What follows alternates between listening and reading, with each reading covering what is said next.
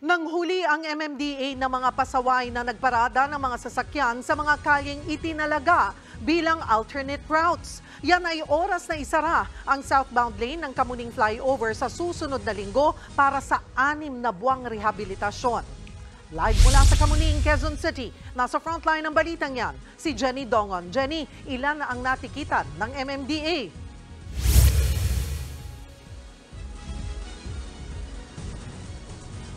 Cheryl, mahigit 100 mga sasakyan ang natiketa ng MMDA at 4 naman ang hinatak dito sa bahagi ng Scout area. Di na nakapalag yung mga residente maging yung mga motorista dahil 2 araw bago ang operasyon, binalaan na sila ng mga otoridad.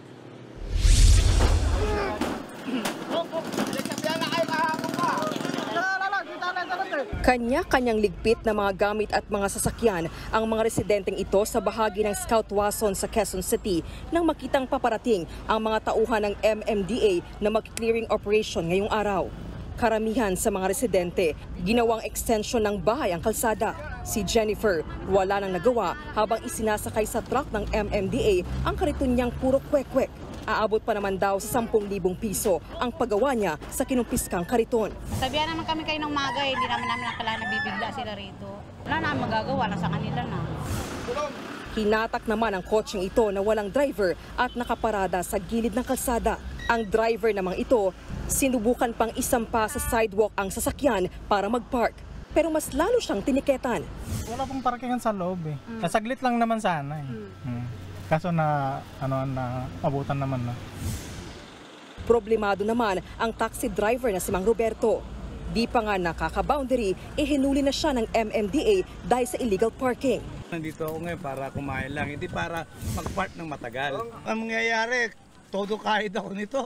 Gawa na siyempre, wala naman ako iiyaan ito. Wala akong pang-abono kung hindi maghanap buhay muna ako na maayos. Ang mga karinderyang ito sa gilid ng kalsada, pinaalis din ng MMDA. Kailangan i-clear natin yung mga tindahan sa sidewalks kasi kahit na hindi sila nakakahinder dun sa traffic flow, kapag huminto yung mga kakain sa kanila, mag-illegal park na po ito sa kalsada. Di rin nakaligtas sa clearing operation ang hilera ng mga motor at sasakyan na ito sa labas ng isang kumpanya. Higit 100 motorista ang natiketan at meron ding nato ng mga sasakyan. 1,000 piso ang multa sa mga iligal na nakaparada, habang 2,000 pesos naman doon sa mga na-impound. Ayon sa MMDA, 2 araw na nilang paulit-ulit na inaabisuhan ang mga residente at mga motorista na bawal mag-park sa mga alternatibong ruta para sa mga maapektuhan ng pansamantalang pagsasara ng southbound lane ng Kamuning Flyover. Halos 6 na buwang isasara ang bahagi ng naturang flyover simula sa May 1. Inaasahan naman itong bubuksang muli sa publiko sa October 25. Para yan sa retrofitting o pagsasaayos ng flyover bilang paghahanda sakaling tumama ang isang malakas na lindol o yung tinatawag na The Big One. Papayagan lang dumaan ang mga bus na nakalaan sa EDSA Carousel. Sa inilatag na alternatibong ruta, pwedeng dumaan ang mga apektadong motorista mula EDSA Quezon Avenue southbound, kanan sa Panay Avenue, kaliwa sa Sergeant Esguera, kaliwa sa Timog Avenue, sa Kumanan sa EDSA Service Road. Pwede ring daanan ang Mother Ignacia, kaliwa sa Sergeant Esguera, diretso sa 11th Jamboree, Pakamuning Road hanggang palabas ng EDSA. Ayon sa MMDA, aaraw-arawin nila ang clearing operation sa mga nabanggit na alternatibong ruta.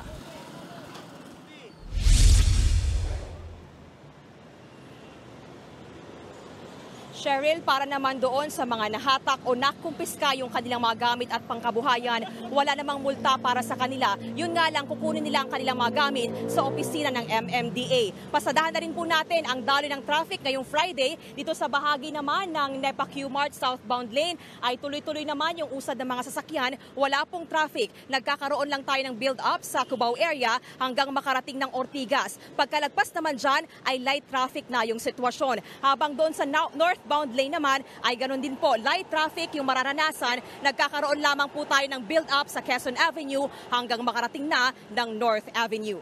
Cheryl. Maraming salamat, Jenny Dongon. Mga kapatid, Cheryl Cosim po, huwag maging huli at maging una sa lahat sa balitaan.